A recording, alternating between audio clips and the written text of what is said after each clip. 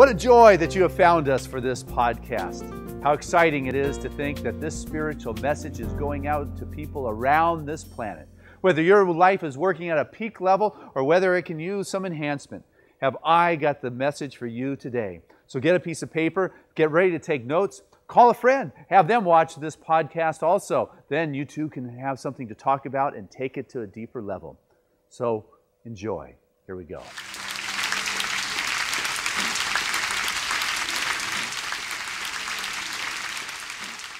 Hi, everybody. I'm Reverend Tammy Miller. Welcome to the Sunday service. Well, said the Wednesday.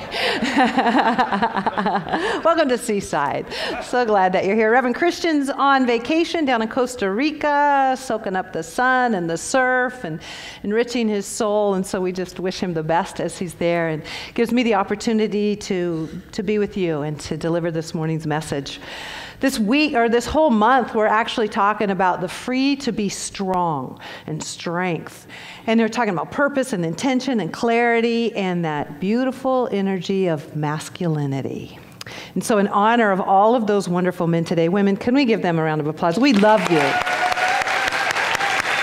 Thank you. Thank you for all that you are, all that you give, and all that you represent to us. We truly, truly love you on this fabulous Father's Day. And just to start off, just kind of on a tangent, I was thinking of my own dad who passed away in 2004, and what a wonderful man he was. And one of the great things about those that we love is that they are spirits and they live forever. And so everything that we've made them to be, we've done ourselves. We've created them, and through our own perceptions and our own ideas, we have our own picture of them. And when we think of that picture, it evokes their energy of who and what they are. And so therefore, whether they're in physical form still or not, we call them forth through that beautiful veil that we've created to feel and sense and know them. And so I know I have one of those photo frames at my house, and it's like a slideshow, and he's always popping up there, and it's always, oh, hi, Dad, because it's as if, he lived away, it's really neat. But I'm sure you'll be able to relate to some of these sentences, some of these things that are said by dads, because somehow I think they inherited in their genes or something. But this is a few of them, just for grins. After you fall down, he gets up and said, "Get up, don't worry, it's only blood." This is my favorite, because he used to say this to me all the time. "Don't you know any normal boys?"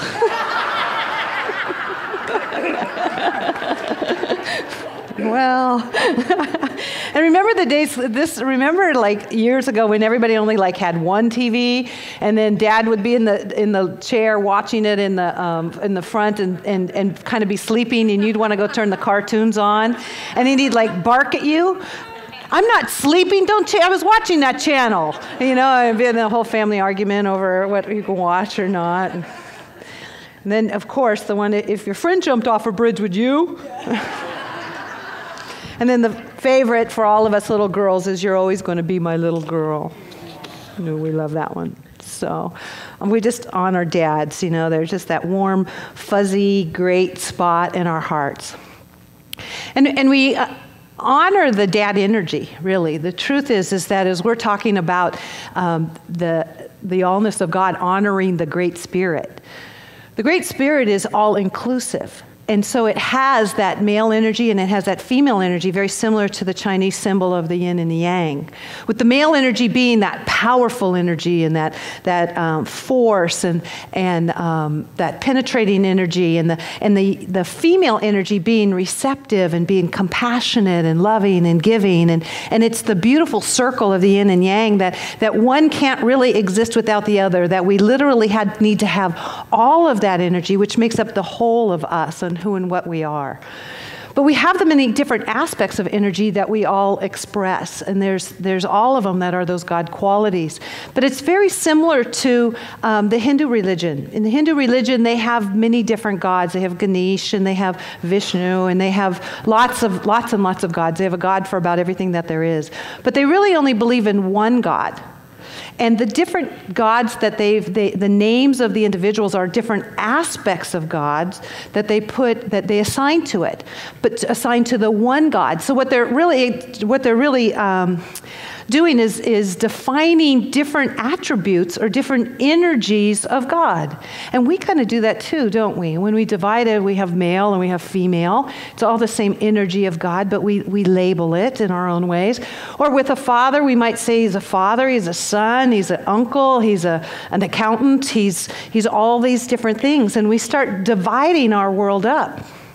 And that's really where we sometimes get in trouble, is when we start dividing. Because then, instead of living from that whole perspective, we start narrowing down our perspective of what things are, and then we get our own definition, our pictures for them, which limit what God really is in its fullest expression of the whole, if you will. And so, when you think about honoring the Great Spirit, we're talking about honoring all of us, and I couldn't help but go back to the Native Americans, the Indians, and look up some different things because of the Great Spirit and what they really feel and what they know. And what was interesting in studying that and looking at that, we've actually heard this many times, but it just clicked different for me when I was looking at this yesterday and thinking. They were really describing the fact that we are all spirit, that's first and foremost who we are, that we are eternal, that we've been around for millions and millions, for eternity, forever. Our spirit, who and what we are. Now, they didn't really get into what they believed about reincarnation, but what they said was that this human incarnation is about the equivalent of like a weekend trip. It's not very much. It's a very short period of time. And so if we were to really shift our perspective, we get so caught up in this human aspect of us and what we're doing now, and it feels long, but it's like in the big picture, it's not really much at all, and we're consumed with it. We're just buried in the humanness of us. And if we were to take that Native American belief system that says, I am spirit, and I am fully spirit, and what I'm doing is I'm just putting myself in this human body, this human incarnation for a very short period of time for the pure purpose of enjoying it, for the purpose of expressing at a different level, trying something new, if you will. But I bring with it nothing that's broken, nothing that needs to be fixed, nothing that has any challenges, but this wholeness of spirit, which is a piece of God. Almost as if a bowl of soup, if the entire soup was all of God and you just took a scoop of it and put it in a bowl, it's like everything that was in the soup is in that bowl, and that's what we're doing. We're literally taking a piece of it and we're individualizing it in our expression. So we're spirits, powerful, powerful spirits with everything in us that's having a bleep of this human experience. And so as we make that shift, we can step into our power a little bit more on who and what we are.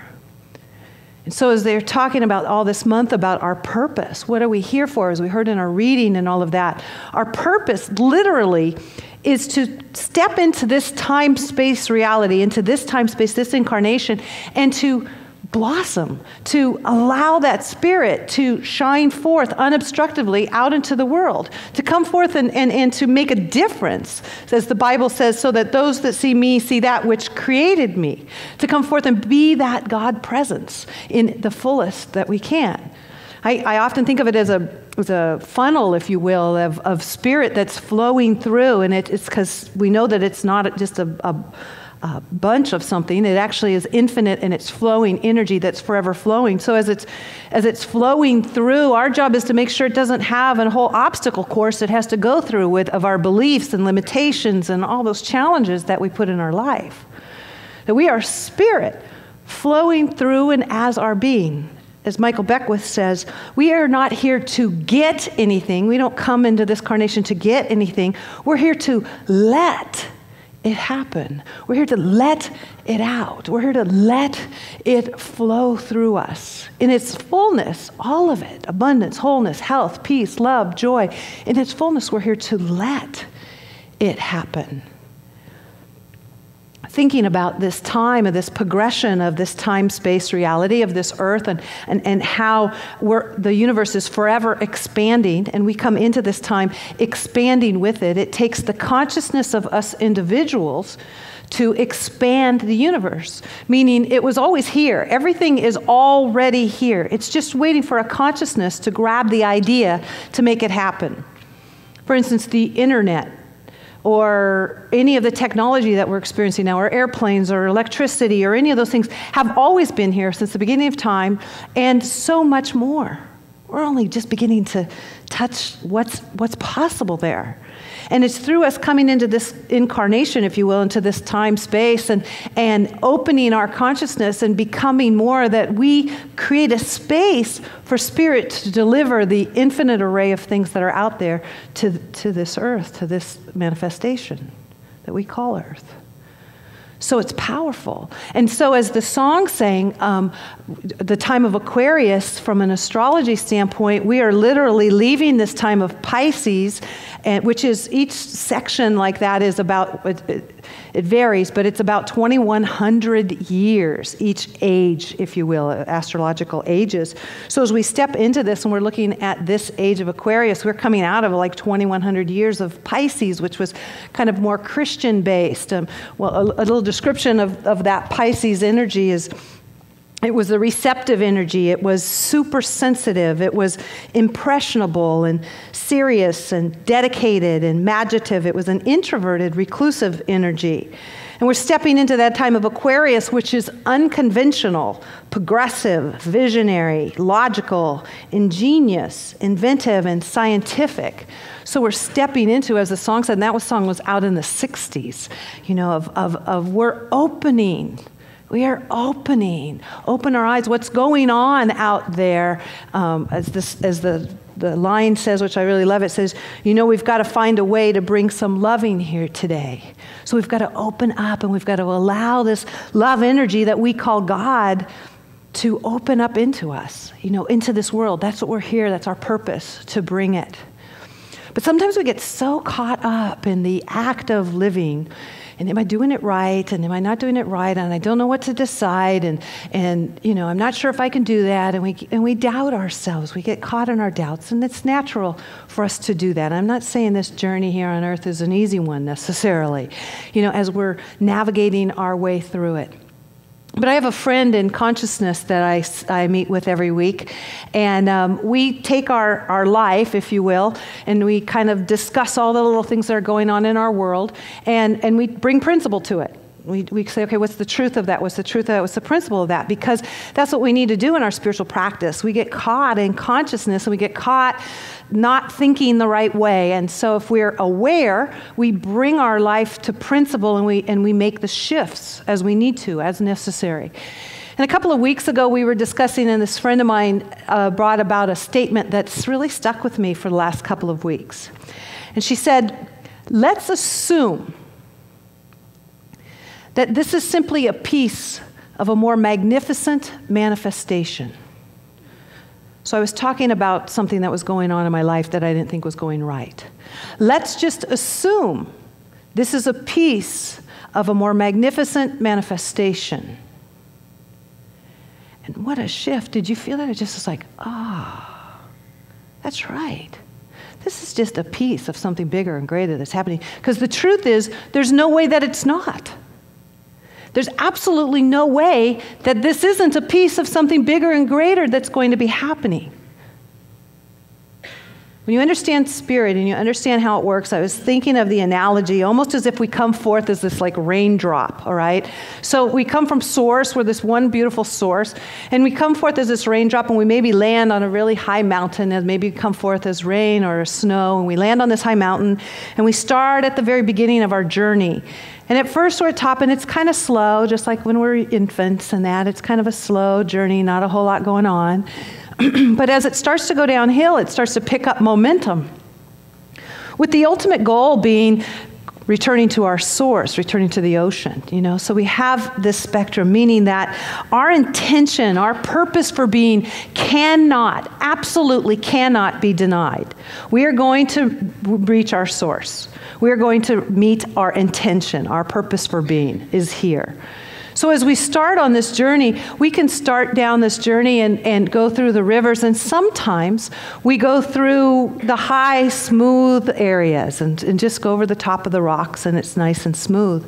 And sometimes we hit areas of turbulence and a lot of stirring and a lot of turmoil. But the bottom line is we can't go wrong, because it's impossible for us to go the wrong direction. It's possible for us to turn around and go counter to our purpose, our intention, what we're here for, and who and what we are, because the flow is pulling us no matter what. And so that's just kind of like life. Sometimes we go through the smooth parts, and sometimes we go through the turmoil. But the bottom line is all paths lead to God. All paths lead to God. How much better would it be or feel if you knew that you couldn't do it wrong? That you couldn't make a mistake or a wrong decision? All paths lead to God. But it's based on our consciousness, our awareness is where we're at. Because we can play a part in whether our path is bumpy or smooth. Through our awareness, through our consciousness. In Wayne Dyer, he had his things on KPBS. He's had his special on the power of intention right now, and he said something that really stuck with me. He said, we must live beyond ordinary levels of consciousness. We must live above ordinary levels of consciousness. The ordinary level is working at this material plane right here and right now, judging by appearances, really just taking what's already been manifested, what's already been created in this plane, and just shuffling it in different directions, just trying to move it around, really not making a whole lot of shift in it, because creation is done at the higher levels of consciousness. So if we're hanging out down there, the effect we're having isn't great. But if we shift and we move up to higher levels of consciousness, we're living at the level of God. And at the level of God, all things are possible. And this is where the work comes in, and this is where this beautiful congregation, these people that are sitting here now, have said yes to life. Yes to a spiritual life, because in God, feeling good is feeling God. My favorite mantra, feeling good is feeling God. That's our job, to feel good. But in order for us to feel good, we have to take charge of our lives, and we have to take charge of our thinking, and we have to take charge of our perspectives that we're choosing. Because we get to choose always. I don't care what you're looking at, whatever it is, there's the good and bad of it always. You can hone in and focus in on all the things that aren't working, or you can hone in and focus in on all the beauty and all the love and all the things that aren't working in every single situation. Again, at the material plane, we hone into the things that aren't working, and we try to fix it, solve it, outthink it, do all of those kinds of things to it. But working from a perspective, a God perspective, if we hone into the things that are working, if we hone into the good, if we do that, we literally raise our vibration up. And all the things that aren't working just stop not working, because they don't have any power. They don't have any volition at all. We're not giving it any energy at all. But we have to catch ourselves and remember that it's our job to focus on the good, focus on those things that are working, focus on all that's happening around it. Because from a perspective of love, if we were to do that, let's say we were to do that even with our family members, our friends, or the organizations we work for, or whatever that is, we raise people up to that vibrational level. Thinking like with teenagers and stuff, sometimes they're not at a very high vibration. They're hanging out kind of lower. And so we think that from a parenting standpoint, we have to parent them, we have to fix them, we have to restrict them, we have to do these things. But literally, if we love them, and we've seen this with small children, tell them how beautiful they are and how great they are and how proud we are of them and how we know they have everything they need within them and all of those kinds of things, it raises them up, and they start creating and producing completely different things. So we must become aware that that's literally how it works. There's a quote from Meister Eckhart that says, "Above all else, know this. Be prepared at all times for the gifts of God. And be ready always for new gifts from God. For God is 1,000 times more ready to give than we are to receive." It's flowing, always. Everything you could possibly need is already here, waiting your recognition of it. It's already here. And so we stay anchored in that truth. We do everything we can to be in the vibration of the Most High. And one of the ways in which we do this is by moving into the stillness. There's a quote that I had that I'm not sure who said it, but the quote said this. Well, I'll read it to you. It said, "Gravity pulls the murkiness out of the muddy water when it sits still. Spiritual gravity pulls the fog out of your being when you sit still." It's when we stop. It's when we stop and stop the mind and all that's going on, and we sit in the stillness and in the allness of God. That Spirit has a place of which to deliver something to us. It has a receptive being, if you will, that is open and available for the gifts, the infinite gifts to be delivered. Only that's uniquely ours, that only we can hear. So we sit in the stillness and listen. We also pray. Praying in Science of Mind is knowing the truth, speaking the truth. So we're not a prayer of begging for God to do anything or any of those kinds of things, but it's literally remembering the truth. I was at a conference a couple of weeks ago, and Reverend Debbie Johnson, who's a powerful minister up in Santa Cruz, said something, reminded me of something that I had heard before. She says, "It's not what you pray for, it's what you pray from." So if you're in a space of fear and anxiety and those types of challenges, you're praying from fear, you get fear. It's what you pray from. You pray from a sense of wholeness, a sense of a powerful God, a sense of perfect right action, a sense of peace and joy, a sense of all is well, and that's what you get. As Ernest Holmes says, we don't put the power into the word that we speak. We pull the power from it in our prayer. Speaking it and knowing the truth and being focused on that good, we pull the power from it. So as we honor the Great Spirit, we are honoring the perfection that we are. No matter what the appearances are, no matter what's going on in our life, it's just a blip. It's just this physical expression and journey that we're taking. It's just the high road or the rapids. It's no big deal. What we are is spirit in expression, being pulled towards that vision, pulled towards that greater expression of who and what we are. We are love made manifest right here. What was the line in the song? You know, we've got to find a way to bring some love in here today. For this is the time of Aquarius. Brand new energy, brand new place to be. We've come here at this time to be the place for God to make manifest. Honoring the Spirit, the Mother, Father, God. Let us turn within together. Taking a big breath, releasing it. Recognizing that power and presence that we call God, that is my life. For we are the sun, bright, powerful, strong, shining, endlessly, infinitely. We are that power, that light that is so powerful and so strong, just as the sun. And so it doesn't matter if a cloud gets in the way or comes on through. It has no power. It has no volition. It is just passing on through. So I stand tall and firm as that beautiful, loving light that is God, that cannot and will not be denied. The power and presence that we call God. God is, and I am. I claim it right here and now for each and every one of us. Seeing the good of God everywhere present, I give thanks, and so it is. Amen.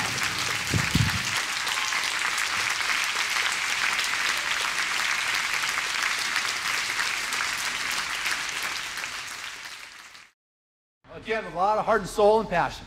Divine love through me blesses and multiplies all that I am, all that I give, and all that I receive. I am prosperous now. Hey, I trust you enjoyed that podcast. It was very exciting to be able to create that and to know that there are people like you all around the world that are observing and integrating these spiritual principles into their life. And so if you enjoyed it, what I'd like to do is encourage you to tell a friend or bring several friends together and watch another one of these podcasts, and then afterwards take some time to talk about the spiritual principles, to talk about the stories and what significance they have and relevance they have in your life. What then happens is it moves to a deeper and deeper level in your world. It becomes real and assists you to create the freedom in your life that your heart and soul so desire. So if you like this, I encourage you to watch it again, but also tune into our website here at seasidecenter.org. There, you can get some of my written material and take a look at it. You can read some of my spiritual prayers. You can even go to our online bookstore and order some of the books. And if you're so moved, what I greatly would appreciate is your financial support, which you could do online at seasidecenter.org. It is support like yours that assists us to be able to continue to do these kinds of gifts for humanity and send it out to the world. Because you know what? We are making a difference with this spiritual message. And because of support like yours, people are being touched in the farthest reaches of this planet, as well as our backyard, more than we could ever begin to realize. So I thank you from the fullness of my heart for making a difference. We are that power, that light that is so powerful and so strong, just as the sun.